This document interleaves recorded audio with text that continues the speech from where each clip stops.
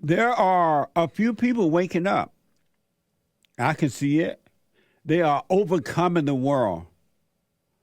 They are loosening the grip that the world has and or had on them. And that's the only way it's going to work. You got to overcome the world because the world has a tight grip on you because the world is of the devil. And it doesn't want to lose a soul, not one soul. Satan made a promise that he's going to deceive every man, woman, and child. And lo and behold, it is truly happening. Except for the men and women who have decided, you know what? Something wrong here. I'm sick of this crap. My life is not working. What's wrong? And then they start to search within, and then they wake up. Once you wake up, you cannot, and I mean truly wake up, not intellectually wake up. Intellectual wake up is not a wake up. But a spiritual wake up is the real deal. I've mentioned that our battle is a spiritual battle. It's not physical at all.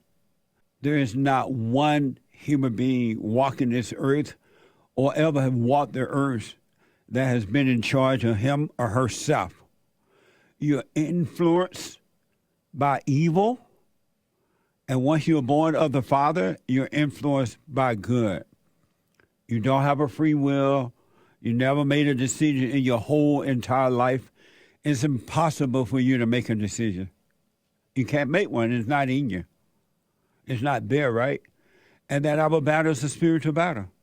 And there are people like never before, maybe, well, the Old Testament, who love evil.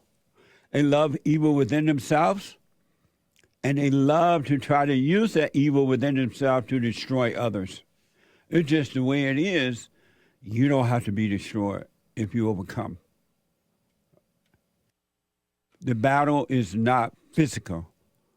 There's no such thing as racism, sexism, homophobism, lesbian-phobism, Allah-u-Abbaism, Debbie-Dyeism,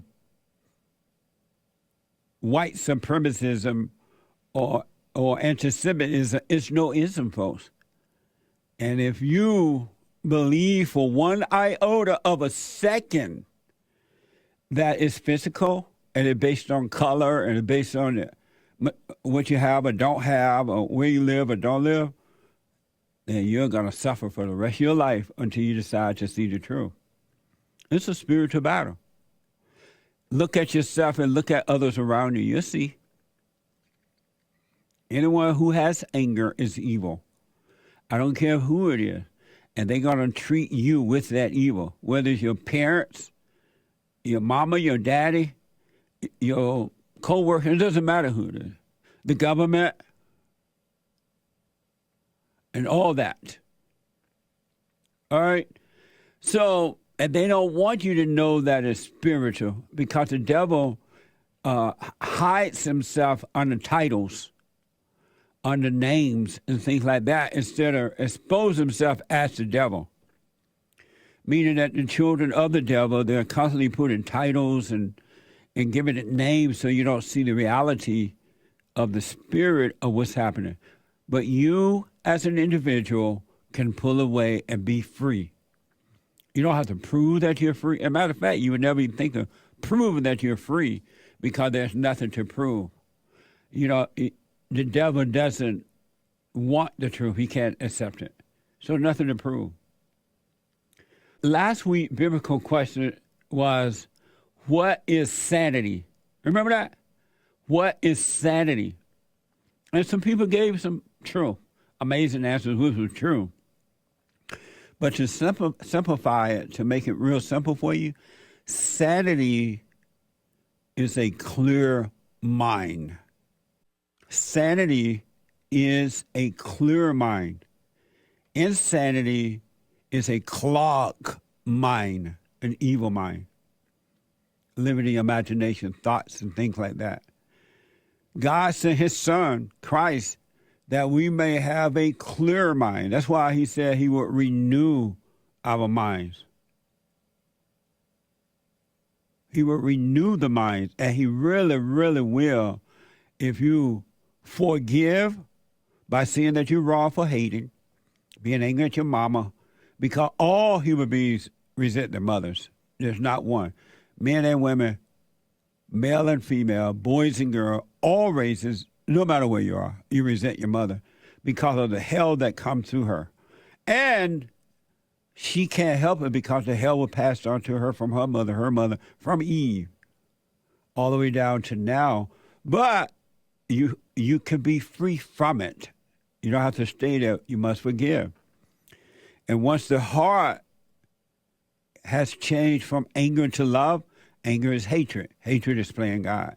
From anger to love, then the love, the light, the truth will destroy the ego nature, which is of the devil, the mindset. The heart is wicked. Change the heart, you can change the world. The heart is wicked. Change the heart. You can change the world. You're not going to change the world until you change the heart. It's just not going to happen. I don't care how many protests you participate in for or against. I don't care how many degrees you have, whether it's secular or religious degrees. I don't care if you're the president of the United States, of the world, and those who are controlling our government. If the heart is wicked, nothing is going to change. It's just not. Because the heart is of the devil, and there's no love in the heart of the devil. All angry people of their father, the devil. Look at them. Listen to how they speak and how they treat themselves and others. You'll see it if you just pay attention by paying attention to yourself, all right? And so sanity is a clearer mind. Insanity is a mind of thoughts, a mind of the imagination. The imagination is wicked. The imagination is evil. And I got proof. Someone sent us this verse from Genesis 6:5, and it's deep. Thank you for sending it. It is amazing. Genesis 6:5. This is in the world right now, alive, and because it's pushed day in and day out that anger is good, we all know that anger is evil, but if you have anger, you are an evil person. You're a wicked person. You cannot be trusted. And I keep saying that so that those who are overcoming and those who might not be aware, that you can start being aware so that the evil people that you're dealing with, you will see it for what it is and deal with it accordingly. You will stop participating with evil, but you won't resent them. You won't judge them. So someone sent us this. Thank you, Genesis 6:5. And God saw that the wickedness of man's heart, and God saw that the wickedness of man was great in the earth. The wickedness of man was great in the earth, and that every imagination of the thoughts of his heart was only evil continually. Isn't that amazing? Man and woman. Man, we used to know men and women, right? Genesis 6:5.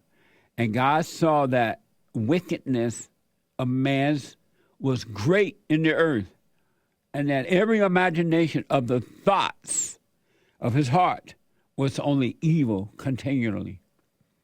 KJV, that's where they got it from. And it's a deep, deep, but reality, true verse. Look around you. It's everywhere. Look at yourself. You see it in yourself, you'll overcome it, and then you'll be able to deal with it in the right way where you see it in others. And you will see it in others because the light is your protection, the light of God. So, brand new biblical question for this week. Brand new biblical question this week. Why do you get involved with your own problems? Why do you get involved with your own problems? Why do you do that? I want to know why. Why do you get involved with your own problems? Amazing, huh? So, again, Genesis 6:5. And God saw that the wickedness of man was great in the earth, and that every imagination of the thoughts of his heart was only evil continually.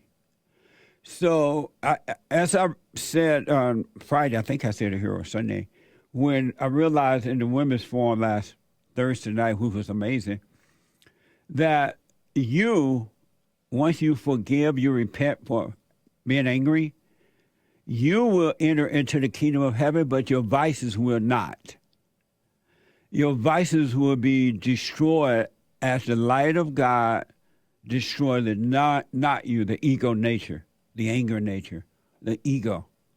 It will be destroyed, and every vice and every wicked thing that come with the vice will disappear. You can't do anything about it. So stop judging yourself. Stop trying to